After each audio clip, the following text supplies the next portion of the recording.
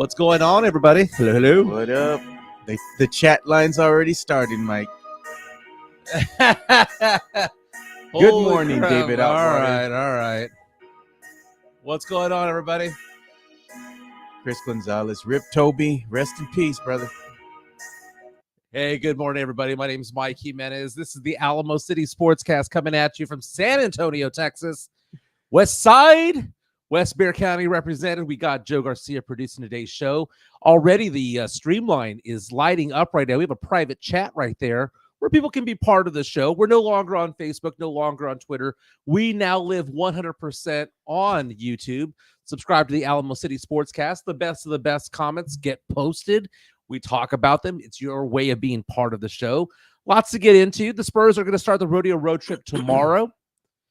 And the big question for me is, let's predict a record for the Spurs on this 9-game rodeo road trip. You know my prediction already. If you've listened to 0-9, right? Well, no. If you've listened to the latest Locked On Spurs that came out yesterday, me and Jeff were kind of giving our predictions. So I'll let the people know what I thought. Okay.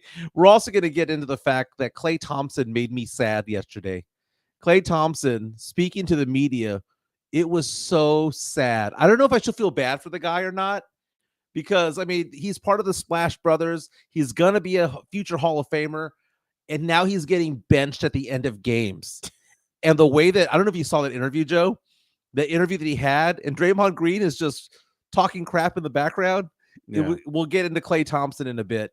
Pop culture news, we lost a country music icon. Toby Keith has passed away from stomach cancer. We'll get into that. And then also people are roasting me about this already, so we'll get into that during the entertainment section. Dude, what's up with porn stars these days, man? There's another one that is in critical condition after ODing over the weekend. Lots going on when it comes to first. It was Jessie Jane, who died of overdose. So we saw Lisa Ann get busted over at Radio City Music Hall, and now we have another one who's having some issues going on right now. No Tuesday with Teague. Carolina Teague is not in today. She is busy today. I have asked to see if she wants to host on Friday. Let's see. She might be hosting the show by herself on Friday, because I forgot I got to go and take my son to go visit some college campuses. That he's been accepted to. So I'll talk with Carolina. She's fully capable. You know? Okay, yeah. Other things to talk about today. The 49ers already bitching about the practice surface there in Las Vegas, and the NFL commissioner is like, dude, settle down. And then Killer Mike addresses the Grammy arrest that he had. He won 3 Grammys earlier that day. That night, gets arrested. He talks about what he says happened in his eyes. But let's go ahead and get going. We're going for about an hour and 15 minutes or so. Hope everyone's having a fantastic day. Oh, I'm having a fantastic day until I looked at my Twitter line, and I'm like, I wake up and I'm like getting the show ready. I'm like, Mike already getting roasted. Jeff just finished putting out the tweet again. And then I'm making fun of you, and I put Mike about to get benched on the Alamo City Sportscast. You know, it's so funny because I think the problem that I have here is, so let's go ahead and address the elephant in the room, right? The whole Toby Keith thing, right? So I probably should apologize for making a post on Twitter today. That was in bad taste, That was man. in bad taste. That right? was, dude. And Toby Keith passed away. He had cancer. Yeah, he had stomach cancer. And I believe he was 62 years old, if I'm not mistaken. Toby Keith, there are so many positives and so many negatives of him. But the thing is that whenever somebody dies, we talked about this yesterday with Selena, right? Yeah. We don't know the whole story about who Selena is because we get the side that the family represented. And maybe she was an angel. I don't know. We never got to see anybody kind of in the middle say anything about anything. And it's funny when someone passes away, everyone talks about how great of a person they are. When Michael Jackson passed away, he's a great man. Well, really was he? You know, really was he? So there's a lot of that going on. So a lot of people were coming out, and the first thing I thought of when I thought of Toby Keith was, I just didn't like the guy. I just didn't like him. Why not? The guy appeared and came off as a jerk in many, many ways. And the thing is that when it comes to people, whether it be myself, you, Joe, Toby Keith, Jeff Garcia, the people listening right now, the fact of the matter is that we are all good people. We're also bad people at the same time. I think it was Swiss that mentioned that on Twitter earlier today. Yeah, he did. That we are all assholes, right? From time to time, From we time could to be time, dicks. Yeah. but it's also the degree of it, right? So the positives of Toby Keith was that after his diagnosis, he became very philanthropic, right? Yeah. He started doing things towards children's cancer research and stuff like that. He was doing things towards getting kids involved in music. Positive things, right? One other positive thing about Toby Keith is that the motherfucker actually produced album after album after album. He did not rest when it came to producing music. He's a hard worker, bro. Now, we could debate whether that music was any good or not, but he did churn out album after album after album. He was also one of the ones responsible for getting Taylor Swift off the ground when it came to her career in country music. Yeah. The negatives was it's kind of a jackass. The negatives was if he didn't like you, he would try to get you blackballed in the industry. If he Dixie Chicks being one of them. The other thing is, dude, he had a song that's considered to be a pro-lynching anthem. Of course, he says, well, I didn't use the word lynching, but you read between the lines and it is what it is, right? So lots of positives, lots of negatives, but he was a dick to a lot of people. Now, when it comes to music, not my style of country music, okay? I'm not going to sit here and say that I am the biggest country music fan. Yeah, I'm not. Because I'll I'm not. it. But when I do listen to country music, I listen to George Strait. I listen to Garth Brooks and Reba. Brooks and Dunn. Vince Gill. There's a certain amount of class that comes with certain country music because country music can be very beautiful. Forgive all my R&B music fans out there because I'm a big R&B guy. You know, I love the Brian McKnights and the You'd be singing Boyz to II some Men bump world. and grind. Come on, man. But the best love songs are oftentimes sung in country, right? As by country music artists. Hey, man, sometimes those country music singers, man, they be singing and they talking about a lot of pain, bro. You can hear that in the song, Like man. the old story goes, you play a country music song backwards, and what, the dog comes back to life, the wife comes back, he gets his house back, and his truck is magically fixed. The thing about it is that, like, there's a certain branch of country music that I just don't like, and it's the heavily rednecky part of country music that I don't like. Right? I like more of a classy country music, and he did not represent that. Right? And also, I kind of found the patriotism part of it all to be kind of done for money for me. You think the guy was just patriotic, man? He loved his country, man. Dude, it was a money grab, dude. Like, I didn't buy it. Oh, Plus, he was a dick to the Dixie Chicks, and well, that just is what it is. Or should I call them the Chicks? Because they're no longer the Dixie Chicks because they dropped the Dixie part. And one of them passed away too. One of the founding members, man. like 2 weeks ago. Yeah, rest in peace. And she died, man, in a car accident, man. She had a family and everything. So now, one thing that I will say though, I did see about 6 months ago a CBS Morning News. I don't know if you ever watched CBS Morning News, like the weekend edition. Way back in the day. Dude, you can't forget that iconic little jingle, right? Yeah, when it comes in, it's very soothing, right? Yeah. You wake up in the morning, you have you get some pan dulce, some coffee, and you watch Sunday morning, CBS Sunday Morning, right? There was an interview with him, and it was talking about like the way that he thinks about in life when it comes to his illness, right? And he seemed to be less dickish then. He seemed to be kind of like he was thinking about, you know, the future, and he was thinking about his legacy. That happens to you, though. It happens when you get sick. Exactly, man. Right? But between the years 2000 and 2010, he was kind of a dick. Pointing that out. Hey, man. But I will say where I was wrong. Okay, I'll say where I was wrong. And Chris Leha from MCS General Contracting pointed this out. That maybe I shouldn't put him in the same vein as R. Kelly, Elvis Presley, Michael Jackson, and all these people who did shit that was illegal, right? He was just a dick. He was not a criminal. Two different things. And that's a higher level. That's a better level, right? Criminal is worse than being a dick. So Chris Leha from MCS General Contracting, Diamond Hard Concrete, you were right when it comes to that, right? Man, Chicana Fuerte has me laughing right now because I'm going to bench your ass, right, on Twitter. And she puts, I'll take his spot. Laugh out loud. I might need help on Friday because I'm not going to be here. I will actually be in Houston for a business meeting. That would be something, man. An all ladies hosted show on Friday because we're not going to be here. Yeah. You know? So, by the way, someone posted, and I say someone because I was working today. I was off of work for 50 days. That's a long time. because I have some changes that I'm doing to my business. And because of that, and because of all these different things that needed to be done for my business, I was off from December 15th all the way till yesterday. So it was like basically 50 days. And I finally went back to work yesterday. So people are like, why did you erase it? Why did you erase it? It's because I have to go to work. I was able to live on Twitter and respond to people's comments for the last 50 days because I didn't have anything better to do. But now I'm back at work, right? My business is now back up and running, and I'm self-employed. So if you want to come after me, I'm self-employed. So, I'm my own boss. I look at, How about call you supervisor? Call my supervisor. Yeah. Call me. Call Duncan. me. Yeah, Duncan. Duncan is my supervisor. I am my own boss. So it just is what it is. Man. But the thing about it is that someone pointed out, and I forgot because I was having breakfast. Someone pointed out saying that this was the worst take that I've had since equating the Rangers to Yolanda Saldivar. And I forgot that post. I don't know that comment. Was it something that I said on air, or was Which one? The Yolanda Saldivar? Oh, you gonna go ahead and you're gonna stick up for her? You want to hear her side? No. I didn't say that. Someone said that I mentioned the Texas Rangers and Yolanda Saldivar in a reference somewhere. We got to go watch the tape, man.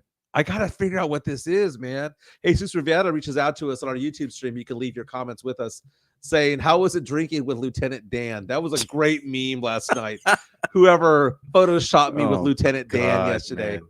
That was fantastic. That was probably Swiss, man. That guy's on it, dude. He's the master of memes, man. Do we have any good comments coming in? Because I just kind of went stream of consciousness. No, I'm just like, they're just putting, Chris Gonzalez says, the Dixie Chicks were dicks, You know what, Chris? It is possible that both of them were dicks.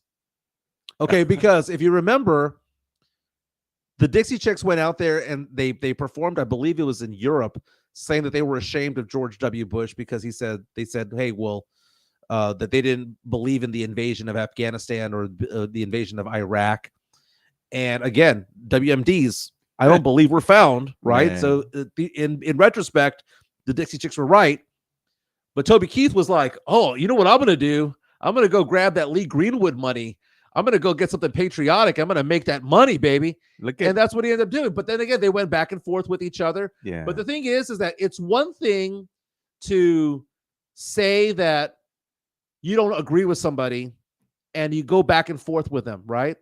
But Toby Keith pulled a George Lopez. Remember George Lopez last year? Hey, you want to talk about dicks? George Lopez, bro. Right. So what I'm saying is he had George Lopez vibes in him. Yeah. George Lopez wants to get Latino comedians off the bill and not as popular as him. He blackballs comedians. Toby Keith was trying to blackball the Dixie Chicks and people who didn't agree with him from music, fucking with their ability to make money and have a career. And ultimately he killed their career.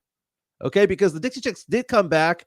Not Gonna Make Nice became this big anthem for them. They won Grammys for it, all of that stuff. But essentially, they were not a pop act. So they were pulled off of country music. He killed their career. That right there is a dick move. Yeah. You can say that you don't agree, but when you're advocating for stations to pull people off the air and kill people's career, that is not going back and forth and, we just disagree politically. That's being a dick. Yeah, man. That's why I like San Antonio's own, like Gabriel Iglesias, that Latino comedian comes through. He seems like a real, genuine, straight up dude, man. And he encourages people around him. I didn't like Toby Keith's music. I really didn't. I've been to the bar that he has there Red in Solo Nashville. Cup, man. Come on, bro. Okay, first of all, that's a banger, bro. That's a jam. That's a banger. It reminds me of there was a post that I saw a while back on Twitter, and I can't find it. This was probably about a year or two ago. Someone said that every artist that you hate, there's at least one song that you like. Yeah. And it said, what band or artist do you hate, but you like that one song? I'll say that Red Solo Cup is that one. Look at what Matt Lerma said. He said Red Solo Cup was based off a San Antonio rapper song, and Toby didn't give him a writing credit. I have no idea if that's the case, but if it is true, it goes a long way. David Outwater, he says Toby had some badass USA songs. He did, man. And you know what, Chris Leha also brought up a very good topic too, a very good comment. He says that Toby Keith, love him or hate him, he played a lot of songs for the military. He would go on tour and play a lot of songs for them, and always thanking the servicemen and women. So I mean, And part of me is thinking this though. Patriotism is patriotism, but if you're taking patriotism to the bank, it makes me question it. he's just donating time, bro. At that point, you're not getting paid for the USO, bro. You're not getting paid for the USO, right? But you're getting paid somehow. You're getting paid with publicity, getting paid with exposure. You're getting paid in public relations. It just makes me question, right? If you're making money off of that, really, it's kind of like the easiest thing to do right now is to make money by selling albums that are Christmas related. People following the Mariah Carey path, right? Yeah. And now you see Kelly Clarkson with one and Ariana Grande and all that stuff. And I just look at it and I just think that it's fake. I think that it's all fake.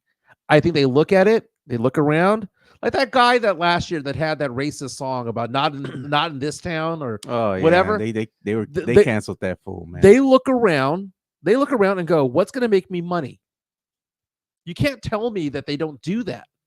That they just sit there and go, oh, I've been a patriot this entire time. I'm going to write an anthem. No, it's a business decision, baby. Chris Leha called you out. He's like, your take this morning was a grab. You wanted us on the chat. I'll never tell. Jacob Eric says, I love this bar. It's my favorite Toby song. Hey, that's a banger too, bro. You know what? Okay. It's funny because, like, if you're not going to be singing about love or breakups in country music, singing about a bar or about drinking, you know what? I can hang with that. I can hang with that. Dude, we talked about the Grammys all day yesterday. When did this stop being a sports show? Hey, we talk about whatever the hell we want to talk about. Hey, but you know what? We got to switch it up every now and then because this isn't just a Spurs-centric show. We can't let the Spurs encompass everything about the show, but we talked a little Spurs. We talked about everything. We talked about the Grammys because, I mean, it had just happened, you know? So yesterday I posted a video of me talking about Joni Mitchell singing at the Grammys. Yeah, and she's like, what, 80? She's 80. And then Dua Lipa had appeared, and I pulled a squirrel moment. Squirrel. Dude, I did not realize how bad of a squirrel moment that was. Oh, yeah, she's 80 years squirrel. Dude, and everyone responding back with Dua Lipa posts. One seed. Yeah, they didn't. Nobody argued with you. Seed? Nobody argued with you on that point. They're like, I agree with this brother, man. Like, Dua Lipa's on point, dude. Fernandez reaches out on Twitter and says, I always appreciated Toby Keith for the U.S. troops. He was a real one, 100%. Very, very, very nice. Bane comes out on Twitter, says, dude dies suffering, fighting. Okay, first of all, let me say something. Yeah. No one deserves to die that way. It's awful, man. Cancer sucks, period. We're all going to go somehow. Okay? The movie Fight Club said it the best. You know, in a long enough timeline, the life expectancy is 0. In a long enough timeline, we're all going to die. The survival rate will always be 0. No one deserves to die suffering that way. Okay? So I never said he deserved it, right? Never said that. And no one deserves to die that way. Cancer sucks. And I have family members who have cancer. I get it. Okay? Chris Gonzalez reaches out to us and says, hey, make sure you talk more Cowboys. Told that story about how San Antonio Sports Star, how I held a mutiny at San Antonio Sports Star one time when they kept on encouraging me to talk more Cowboys, and I decided to talk about the Cowboys 3 hours straight to the point where they were saying you talked too much Cowboys. That was my way of being a dick like Toby Keith was back in the day. Okay. Hey, man. Oh, Daniel Castro, which is a good point. People should know that Toby Keith was registered Democrat for years, then became an independent. Well, no, he did not become an independent. He became a Republican. In fact, he actually received the Medal of Honor from Donald Trump, and he also sang at his inauguration. So, two different things. Toby Keith politically, someone asked me the question if I disagreed with him politically, and that's why I felt that way. Yeah. Toby Keith was actually pretty interesting when it came to his political opinions. Some of the things that he was about were hardcore, would be hardcore MAGA right now, but some of the things that he was also for were hardcore leftists as well. I would say that probably he was 60-40 more conservative, but he wasn't like 100% diehard on the right, and he most definitely wasn't diehard on the He had left. his own opinions. And man. also, by the way, things change when it comes to politics. Yeah. The term Democrat Republican mean absolutely nothing. It all has to do with liberal versus conservative, because they actually change platforms every once in a while. Look up the Southern Strategy of the early 60s and the Civil Rights Movement. We're going to have to talk about this during the show sometime. I am having my squirrel moment right now. Yeah. And I saw that the Daily Loud just tweeted out something, and it's a close-up that's gone viral of LeBron James' toes, dude, as he's walking. He's walking down like a pier.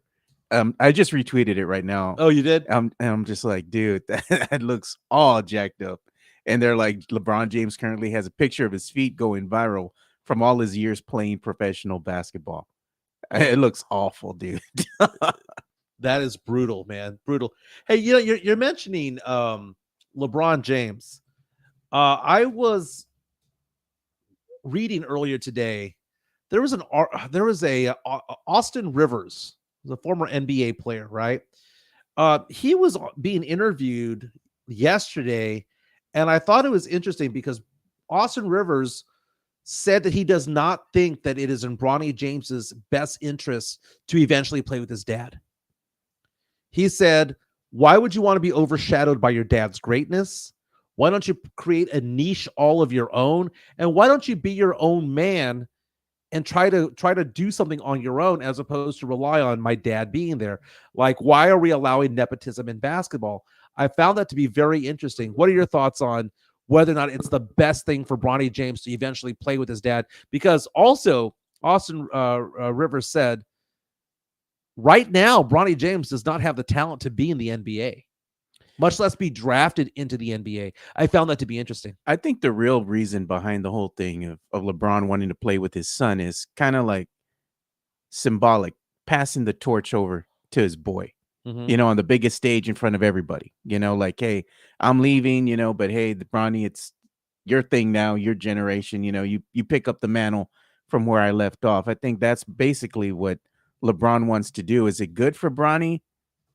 Probably not, because he's going to get a lot of attention no matter what. But with his dad right there next to him, he's going to get that unwanted attention. And the focus and the spotlight's going to be on the kid. That's a lot of pressure as a rookie, man. I have the comment up on my screen right now. Austin Rivers knows what he's talking about when it comes to this, because he didn't play with his dad, but he played for his dad. His dad is Doc Rivers. Yeah. And he was a player under his own dad. And Austin Rivers said, quote, I don't want to see Bronny play with LeBron. I went through something similar. Bronny's success isn't at a top tier level. I don't want that negativity to come his way. And then again goes on to say he should create his own niche and become his own man. Austin Rivers, I thought, had a very, very interesting take on this, because again, dad being Doc Rivers, former Spur, former head coach, now the head coach over there in Milwaukee. Yeah. I just thought that Austin Rivers had a very, very, very good perspective. And I wasn't even going to talk about this, but you did bring up LeBron James. So I thought this whole situation was important. The NBA trade deadline is Thursday. And Spurs people ain't doing shit. People bro. already reaching out saying that they're seeing stories about the Spurs going after Tyus Jones in exchange for his brother Trey Jones, or not in exchange, but also maybe bringing him in. Yeah. The thing about it is this: a lot of people are like, I saw some Spurs fans go, "Yeah, we should bring in Tyus Jones because he could back up his brother Trey Jones." If we brought in Tyus Jones, eventually Tyus Jones would be the starter, not Trey. Tyus Jones and Trey Jones, very similar players. They're not only are they brothers, but their play is similar. The difference being, Tyus Jones makes threes. 39%. That's what somebody put right now. And Trey Jones shoots at 28%. Tyus Jones is better than Trey. I like Trey, but Tyus is better. And Tyus doesn't play as bad of defense as Trey does. Tyus would be the starter eventually. Not right away, but it would happen eventually. But NBA trade deadline is Thursday, and the Spurs, they're going to make a move. I'm a firm believer that the Spurs are going to make some sort of move because we've done it the past few years. They ain't doing shit because they tanking. No, man. I didn't say we're going to get a good player. Yeah. We're going to make a move because we've traded Thad Young. We've traded Derek White. We've traded DeMar DeRozan. We're going to trade for more draft capital. We're going to do something. There will be some sort of trade going on. Free Devontae Graham, man. Like, let that brother go. He ain't doing nothing. He's just collecting dust in the bench, dude. Let him go. Set him free, man. Let him go play with somebody. Maybe he can go play with a team that's going to make the playoffs or something, man. He's just sitting there. Yeah. Ain't doing nothing. And the Spurs, do have, like as you mentioned, the draft capital to make something happen. There are reports out there saying that the Tyus Jones going to the Spurs would be a possibility. And then Spurs fans are stupid sometimes, man. We gotta admit it. I was going back and forth with somebody on Twitter yesterday who was saying, "Oh, I would want this particular player. We could trade a first round draft pick. Let's trade the Charlotte one." I said, "Well, the Charlotte first round draft pick is never going to happen because it's top, 14 protected. Yeah. And if it doesn't convey this year or next year, it becomes second rounders. Well, that's why I would want to get rid of it." Well, my response should have been, but I didn't want to go into it. That's why nobody else would want that pick. It's not like we get to hold it as a secret. Like, we traded them a first round draft pick that's never going to convey. They fucking know that too, man. They know that too. Oh, well, we're going to trade. We should trade Zach Collins because he sucks. Well, guess what? Everybody else knows that he sucks. Yeah, If you want something good, you got to trade for something good. Yeah. You got to trade something positive. And on top of that, you might have to pay the small town tax. Not only that, but you're going to have to give up some players that fans have become enamored with.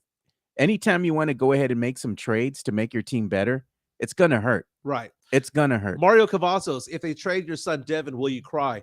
I will cry if they trade him for just picks.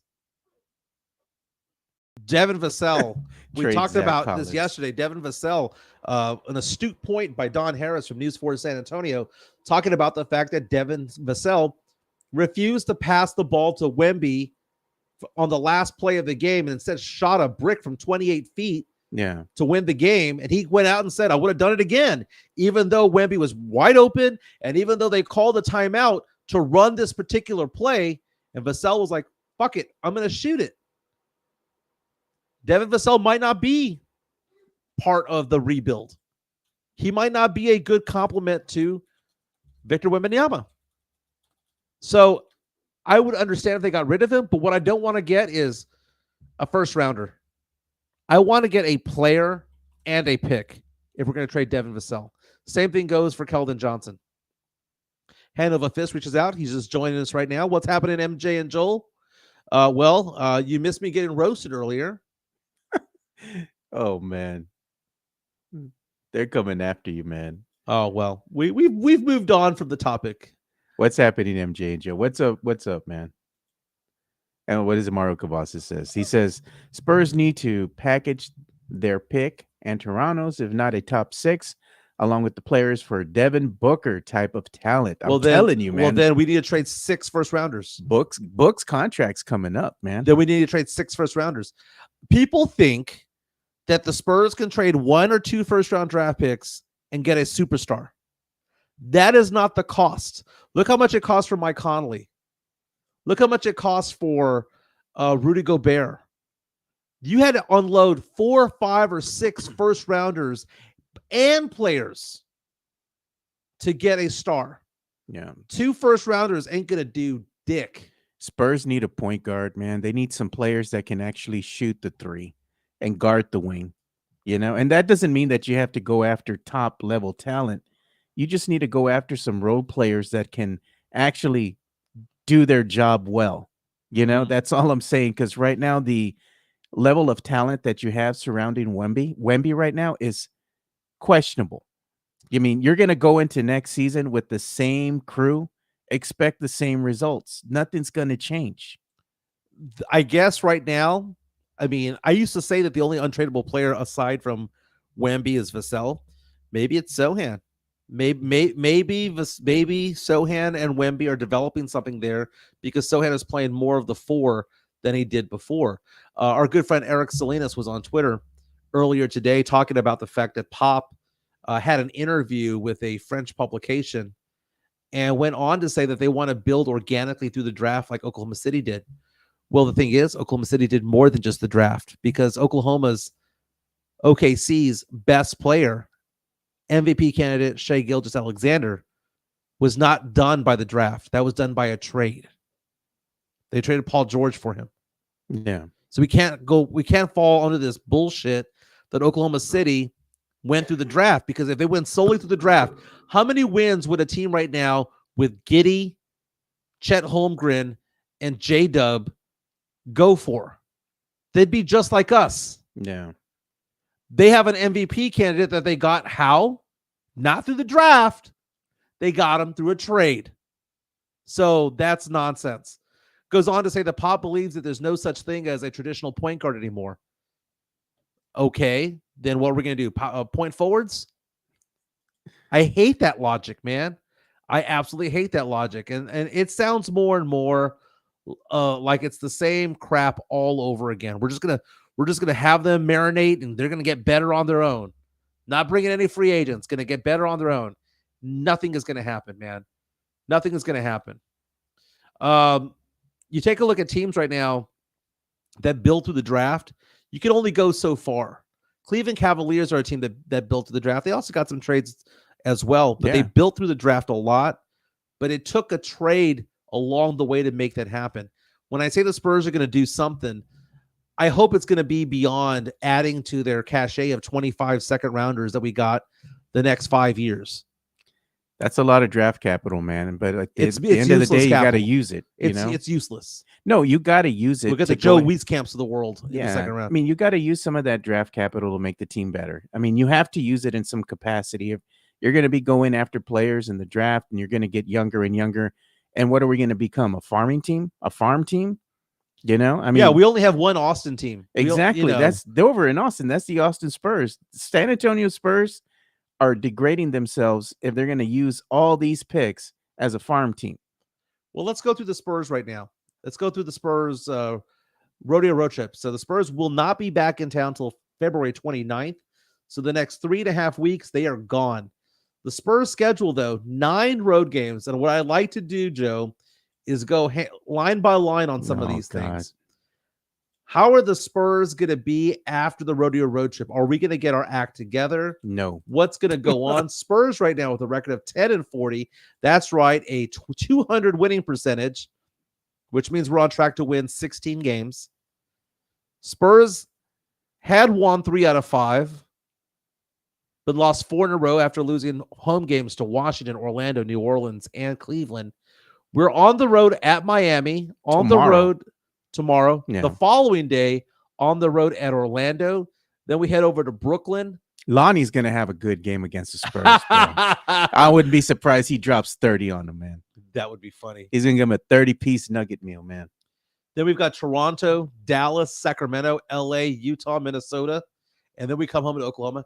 Dude, remember that one time I told you earlier that the Spurs losing streak would get to 20? And it did.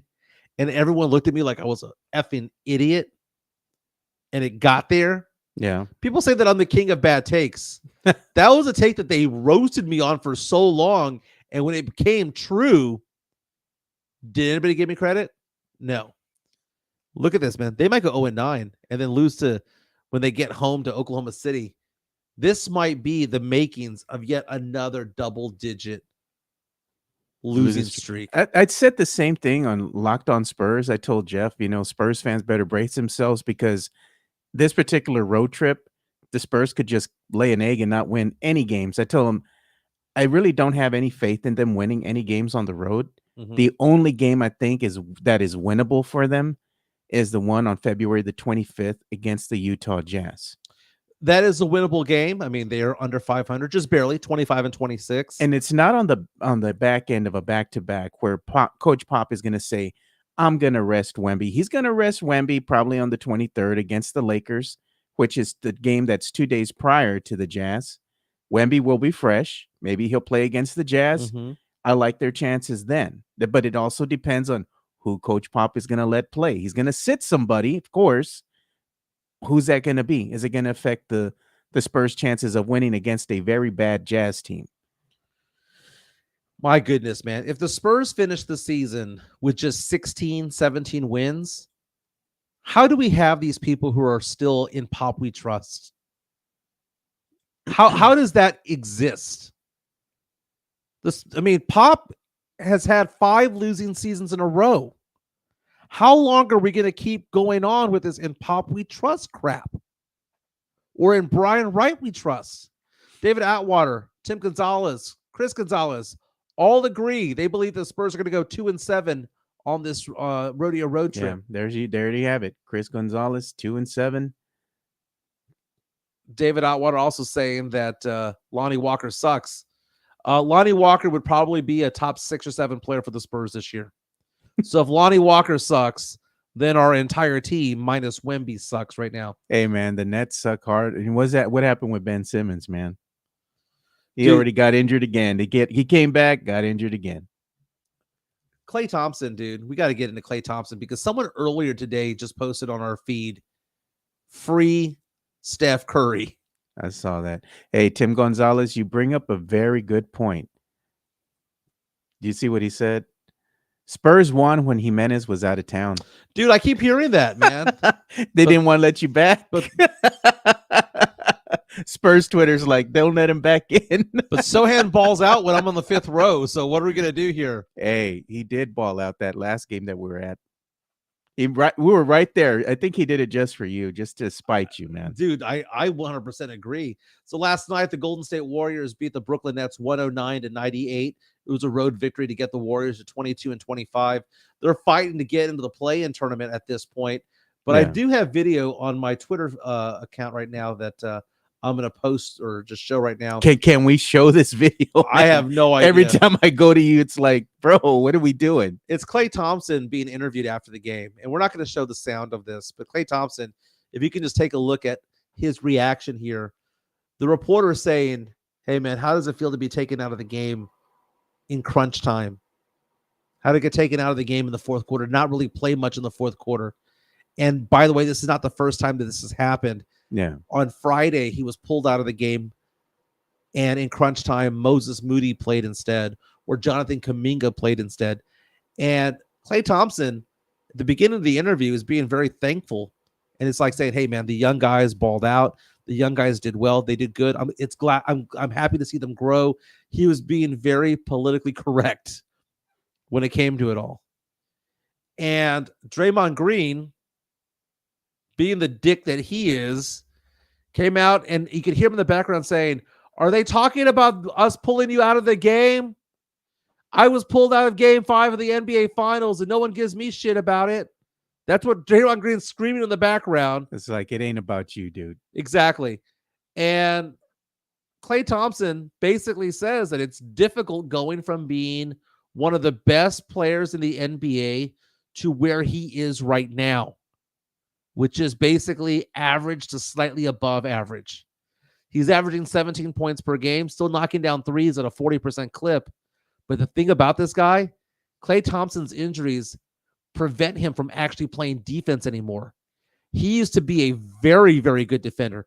Klay Thompson, obviously one of the Splash Brothers with Steph Curry, he was almost as good as a defender as he was an offensive player. Yeah. He was better offensively, but defense was no joke back in the day. He has no lateral movement anymore, and he is struggling to stay on the floor because even though he's shooting decently, he can't pass as well. He can't move up and down the court anymore, and the guy's going to be a free agent. He wants a max deal. They ain't going to give him a max deal. Come to San Antonio, man. You ain't going to get a max deal, but maybe they'll keep you for 3 years. The corporate knowledge that he could bring to San Antonio. Winning knowledge, man. Winning knowledge. You know, be a player coach type of thing. I like that. David Atwater, bring Klay to San Antonio, man. I mean, if anything, to show people how to shoot, we need a shooting doctor over here. Our Chip ain't walking through the building anytime soon. Exactly. Man. Why not just show Klay Thompson, man, over and over again? But I feel bad for the guy because he's going to be a Hall of Famer. I believe he's been the All-Star team 5 times. He's won several rings. He's going to be a Hall of Famer, no doubt. But he's in that part of his career early 30s, 33, 34 years old, where he's just not the player that he was before, and he doesn't know how to take it. And you could see it in his eyes. You could see it in his facial expressions that he just doesn't know how to become a role player when he's been a star for so long. It's that time you got to start thinking about coming off the bench and getting some limited minutes, and maybe you can do something with that. It'd probably be better for him, quite honestly. And we got Gert Vandergrift joining us again from the Netherlands. Welcome, brother. Welcome. You missed the roasting earlier today, but you could always rewind. Vainstain says, Klay for 2 tacos. What kind of tacos are we talking, man? From where? Jesus Rivera, when the fuck did he play D? He was a very good defensive player. The thing is that his offensive game was so good, it overshadowed the fact that he could actually play D. He was a very good defender. And look at David Outwater says, Spurs wanted Klay in the draft, but traded for Kawhi instead. Well, I mean, that was probably the better move at the time. I mean, we didn't know that Kawhi was going to have a degenerative issue with his whole body. It was Uncle, man. Uncle got it to him, dude. It all happened that one time he went to the NBA All-Star game, and he started noticing some things. Hey, man, how come the organizations that these players play for, they got these guys riding up in private limos? Kawhi sitting in an Uber or Lyft or something. Yeah. That's when things started to change, man. He saw how the other side lived. He's like, I want that. I want that for me, man. I'm tired of San Antonio. Superbowl 58 is this weekend on Sunday. It's going to be around like a 5:30 some odd kickoff here in San Antonio. This is taking place in Las Vegas. Niners taking on the Chiefs. Lots of great storylines, but of course the headlines yesterday was the fact that the San Francisco 49ers are bitching because they have concerns over the field conditions over there. They should be watching out for the damn Coyotes. You saw that report. I did see that. Now, it's also flooding in Las Vegas right now. Oh, anytime it rains, man, they got that flash flooding out there bad. They don't have a good drainage system in the city. So when they get a torrential downpour, everything's flooded. Yeah, you see all the garages right now in Las Vegas. They were showing that you couldn't get in and out of certain casinos. Underwater, bro. That's crazy. But, you always have this conversation about turf conditions, and it's always San Francisco that bitches about it. It's never another team. It's always San Francisco, but, maybe it has something to do with the rain. But Vegas right now, underwater for the most part. It's absolutely crazy what's going on over there. But I'm sure, it's going to be an indoor game anyway, so not that big of a deal. But San Francisco complained about that. I'm wondering this weekend what the big storyline is going to be, because I think we're going to have this discussion about the quarterbacks when it's all said and done. If Kansas City wins, you're going to have Patrick Mahomes on pace to keep up with Tom Brady. And that whole GOAT conversation comes into play. Tom Brady, the GOAT, because he has all the rings. The best quarterback of all time, though, is Patrick Mahomes, but he gets to get into that GOAT conversation even more. Brock Purdy wins, and if the Niners win because of Brock Purdy, Brock suddenly becomes no longer, he's a game manager. Yeah. He becomes kind of an elite kind of guy. And I'm fascinated by how all of this is going to break down. I'm fascinated by the defense of the Niners going after Kansas City. Kansas City having a very good defense. What's Kansas City going to do with Christian McCaffrey? Is Deebo Samuel going to be able to play? And if he is, how effective will he be? There's so many great storylines when it comes to all of this. Yeah, man. And that's the thing about the Super Bowl. The media knows how to run with those storylines, man. Yeah. You're going to see all sorts of interviews coming out. You're going to see a bunch of articles ahead of the Super Bowl matchup, So it's interesting how things go. And, the other thing is I like to also see how some of the media interacts with the people on Media Row, some of the interviews and the way that they're able to talk with some of these guys, like Shannon Sharp, for example. He was out there in Media Row last season or last year, right? Mm-hmm. And a lot of people were just talking with him. He was very accessible, and he likes to talk with people. So it's like I like to see them kind of, some of these high profile hosts kind of just, chopping it up with the people, man. It's more of a relaxed atmosphere, Yeah, it's interesting what they do over there in at Radio Row and all of that leading up to the Super Bowl. You mentioned how relaxed it is. It did get a little tense yesterday because they did have that event that they do on the Monday before the Super Bowl, where they have all the media go in there. It's like a pep rally, if you will, and they had it at Allegiant Stadium, and someone asked Patrick Mahomes about his dad being arrested, and there are reports out there that Patrick Mahomes Sr. had an open can of beer at the time. Third time being arrested for DWI. This happened in Tyler, Texas. And Patrick Mahomes basically said, hey, it's a family issue. Please give us some privacy when it comes to it. But obviously disappointed by what happened out there. Drew Show reaches out and says, never let it be said that Jimenez is afraid of all the smoke he pops off. It is like an Elton John song. He comes on the show and sings. Appreciate I'm still that, standing. Very that nice. should be your new intro song. So the next comment, we're still talking about Toby Keith. Jeez. Wait, did Jimenez apologize for the Toby Keith comment? LOL. Yes. I guess it's a shade of an apology. He said he was sorry in the beginning of the show. It was an apology. There was an apology out of you. I apologize for being a dick about calling somebody else a dick. Yeah. I was a dick. Toby Keith was a dick. I pointed out that he was a dick. It was a dick move for doing it the day that he died. Fair enough. That's funny, dude. Look at Jesus Rivera. He says, did y'all hear about Bill Belichick recruiting at the Pro Bowl? Doesn't surprise me, man. But you know what? They always go ahead and focus like on Bill Belichick or a high profile coach. How much of this stuff is actually going on at any given time? A lot, I bet. Well, explain the recruiting aspect of it all. You're trying to avidly trying to recruit people to come play for your team. Talking with players. Hey, why don't you come over here? That kind of thing. In the NFL and the NBA, for example, too, they frown upon that kind of activity. Right. But it goes on quite a bit, I'm sure. We just don't hear a lot of it. Yeah, I still don't know what Bill Belichick's going to be doing ultimately. I don't think anything has come about. I don't think he's going to be coaching, dude. I don't think anybody is that desperate right now to go after Bill Belichick, because the thing is, he's shown what he can do without Tom Brady, which is nothing.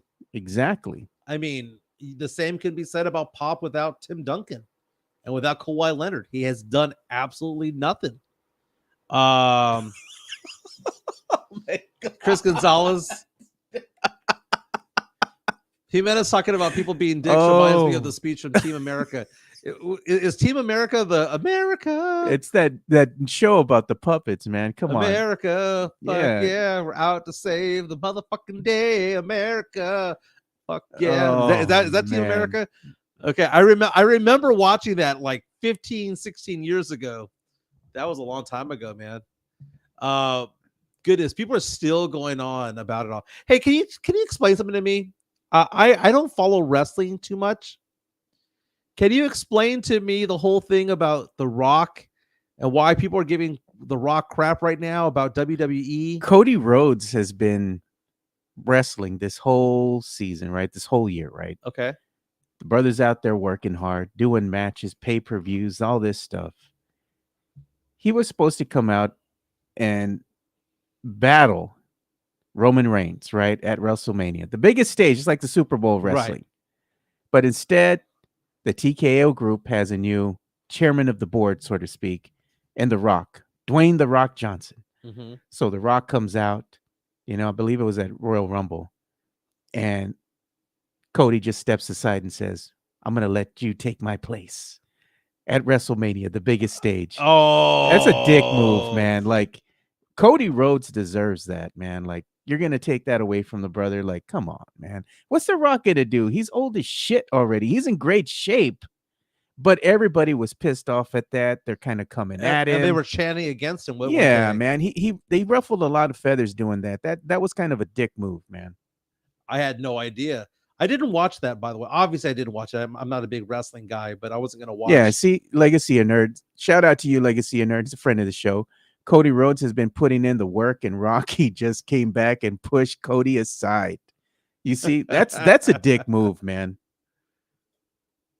That is interesting. You see, and look, at Cody Rhodes' story is supposed to be him beating Roman Reigns at WrestleMania, but The Rock made it a condition on his contract that he would get the main match instead. And he had to go out there and Cody, with Cody, and Cody has to, hug him up, give him some dap, like everything's cool. I bet you Cody behind the scenes is livid, bro. Livid. That's funny, man. But The Rock is The Rock, man. It's all about entertainment value. But it's also about respect too, Yeah. man. At the end of the day, are the people going to respect you for what you're doing? Basically, you're pulling a power move, and the fans, they don't like that, man. They don't appreciate that. It's gotten so bad that The Rock's daughter, I just saw on Twitter, is getting death threats, bro. I read about that. Damn. I read about that. Let's get some entertainment news. We have the bump. Oh yeah, we got the bump. I was looking at some of these things here.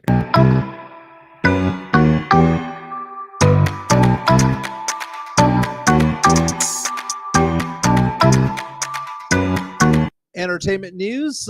Which do we want to go with? Do we want to go with the porn star fighting for her life, or do we want to go with the rapper who won Grammys and got arrested the same night? You know what kind of show we are, man. Let's go with the porn star fighting for her life. All right, let's go. I heard about this. Let's go ahead and go onto my screen here. Yeah. Because according to TMZ.com, Emily Willis hospitalized after an apparent overdose in critical condition. This comes, a week after Jessie Jane? Yeah. No, maybe a little more than that.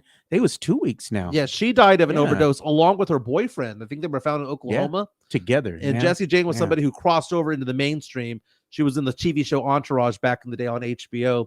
But according to TMZ, it says famous porn star Emily Willis hospitalized after an apparent overdose, that she's in bad shape and doctors are trying to work on her. She is 25 years old. This happened in Thousand Oaks, California. And apparently she's had issues with drugs in the past and had been in rehab before.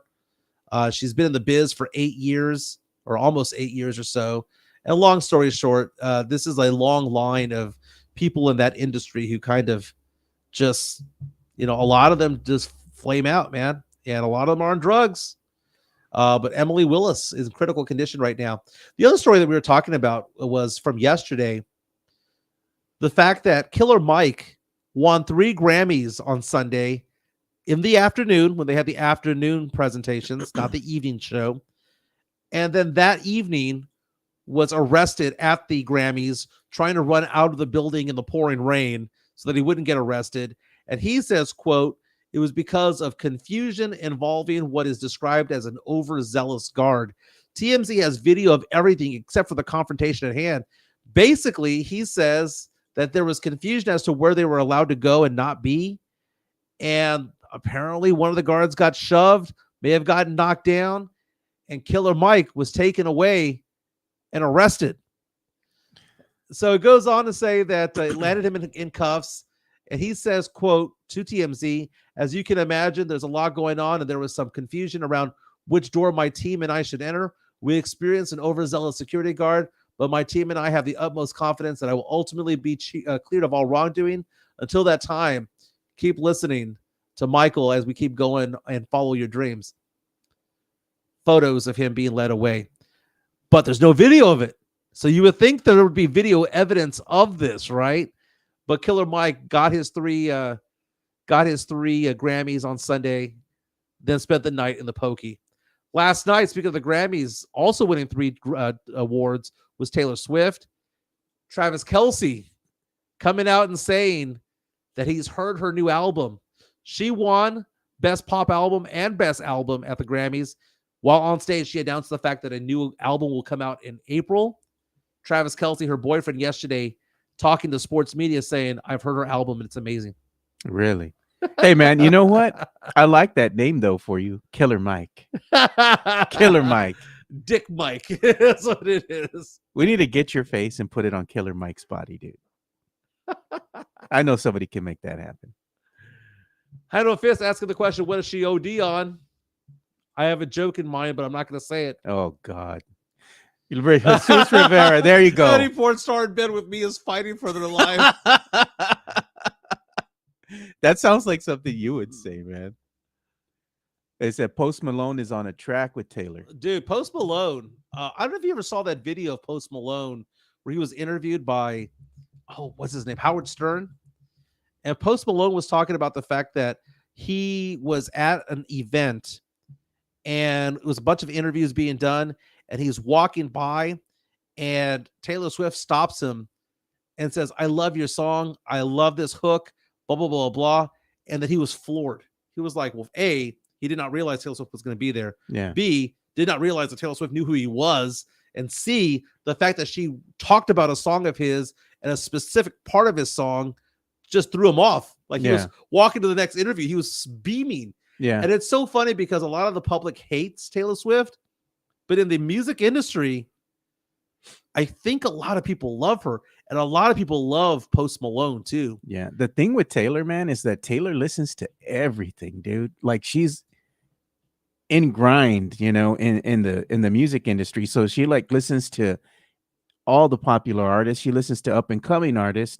She knows what's good, and she knows how to collab with some of these artists, and that's good for business for both of them because it gets Taylor to introduce new artists, and it also has these artists, they get introduced to Taylor's repertoire of music, her music library, and they become fans. It's good to go ahead and collab with people, but the thing is that a lot of people hate Taylor, but I think she's very genuine about it. When she likes your music, she likes your music, and she'll be like, if she gives you an opportunity to collab, that's good for business. Look at what she's done with the NFL. Yeah. Can you imagine if you do a song with her and it gets popular and it goes off?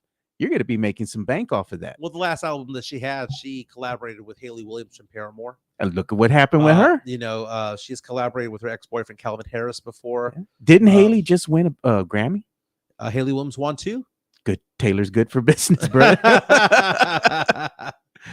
Oh my goodness. Right now, I want to thank everybody for getting off the topic of Toby Keith.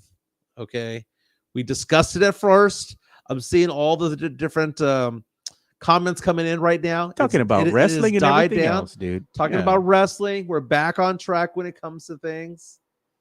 Dude, I'm looking forward to the Super Bowl. I'm selling squares right now. So my friends rely on me to be that guy to sell squares. Do you ever do that, man? I've brought squares. I don't sell them, dude. That's just too much work. It's frustrating, man. Yeah, no, man. It is frustrating, but I do it anyway. And I don't take any dollars out of it or anything like that. James Molina saying Paramore is touring with Taylor Swift in Europe right now. That's true. And what's disappointing is that when they come back stateside and they play in New Orleans this year, which is the one that I plan on going, Paramore will not be opening for them. Look at this. Jesus Rivera says SZA has a collab with Paramore coming out. SZA. We got to talk about SZA. I think she's a high seed, dude. I think that SZA is a top 2 seed, man. She's top tier talent. I mean, she cute. She hot. She fine. Man, you would know what to do with that, Mike. You'd be scared, bro. Man, you'd be fighting for your life, brother. Only had a chance, right? Break Mike off a chance. Oh God. Man, I'm just saying, I mean, oh gosh, look at Jonathan C. SZA has a collab with Toby Keith in the works. Just kidding. Hey, Sister Veta says Mike is a square nerdy ass dude. I am a nerd, dude. No, actually, I'm not a nerd. I'm a dork. 2 different things. Dork. 2 different things. You know what we didn't talk about, and I just saw this earlier today and yesterday too. Yeah. Late yesterday. Stevie Nicks from Fleetwood Mac. Yeah, she's coming to San Antonio. She's going to be performing at the Frost Bank Center in May, and tickets are going to be going on sale this Friday at 10 a.m. That might be something that I might be into because both my wife and my daughter, they like Stevie Nicks, and I'm a fan of Fleetwood Mac from back in the day. Yeah, that might be a show worth going to, man. Man, Stevie Nicks has some really good songs. I mean, she's a legend. She can still sing, dude. So she has that very raspy, smoky voice. I mean, I know, you have, Go Your Own Way and Gypsy and all that stuff. But I love Landslide. I love Silver Springs. She's also well known for Edge of 17. I mean, I remember Destiny's Child took Edge of 17 and made that whole song. I don't think you're ready for my gel. It was a Bootylicious. There you go. Yeah. Did that song based on it. Stevie Nicks is a legend, and female musicians for the past 50 years have been following Stevie Nicks and what she does.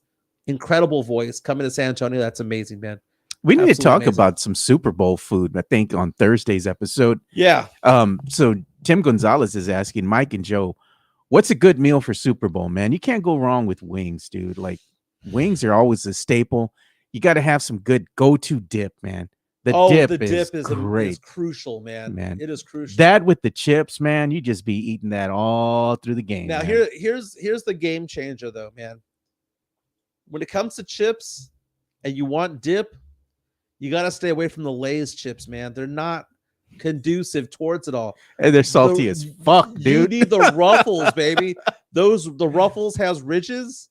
Those ridges trap perfectly the dip. No, man, the ones that I like are the scoops. There you scoops go. are my jam, bro. Like, you can just, yeah, like a little spoon, you know? Now the on the border tortilla chips, those are good, dude. I mean, if you're not going to go and get like Culebra Meat Market, because I know those are better, but if I'm talking about, go to HEB, get some chips. On the border is good. On the border for the tortilla chips. Those Titos, man. I like those small little round chips, the circular ones. Yeah, oh, those are good. Those are good as shit, the Frito scoops. Yep. And the Ruffles, not wavy. Lay's. The Ruffles wavies. That's Yeah. fine. That's what you get for chips. I'm trying to decide whether or not I'm going to get drunk on Sunday because I'm going out Saturday. I'm going to the rodeo on Saturday. So are you going to get drunk at the rodeo? Maybe. Indulge. I'll be there. Man, if you eat any of that rodeo food, bro, there goes your whole diet, man. It's out the window. Well, I mean, maybe I'll just do it all protein. I'll do all the turkey leg and just leave it at that. You start getting any of that deep fried stuff, man, you're done, dude. But Daddy likes a funnel cake, man. You're done. You eat one funnel cake, you're gonna be having to run that off for the whole week, dude. Or do one day of boot camp with Jeff. Jeff called me and gave me shit about it. He says that he was telling me about that at the game. He said that I misrepresented the workout. Dude, the workout he gave me was hard. I don't know what else to say. That's what he was telling me. Mike misrepresented. He made it seem like all we're doing is just bulking up. He goes, that wasn't what it was about. He made us carry a car. They had it on blocks. Yeah. We had to pick it up. Just plain. A car. I'm like, this isn't the strongman competition, Mike, man. People reaching out saying Trader's Village has the best turkey legs. And they also have a lot of gorditas walking around as well. Juanito's tortilla chips are goated. I got to try those, man. Jesus says, got to have ketchup. Yeah, that's sick. Sick bastard, dude. I think he's the one that was putting up like pictures of a hot dog with mayo on it. I'm like, bro, that is gross, dude. That's freaking gross, man.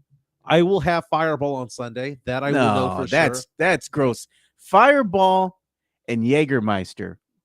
No, thank you, man.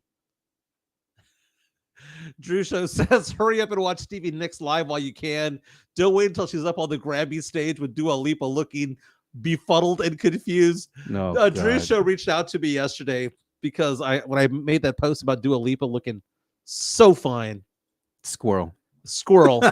my squirrel moment. He was like, why does she look befuddled? And maybe it's because Joni Mitchell, I don't know. Was she big in Europe? I mean, I don't know. But that whole Dua Lipa thing. They're still going after the Dua Lipa thing, man. Dude, the clip from yesterday. She is amazing, dude. Dua Lipa. You have Joni Mitchell there singing, sitting down with the cane and everything. Dua Lipa, Mike's all squirrel. Oh, there she is right there. Dua Lipa looking like an absolute nugget. And then they focus, they show Dua Lipa, then they start focusing on Beyonce. I'm like, show more Dua, dude. Okay, here's Dua Lipa performing at the Grammys. If you want to show this, oh, Dua Lipa, amazing. Oh, let's see. Let me show it. There you go. You said she couldn't dance. She's getting better.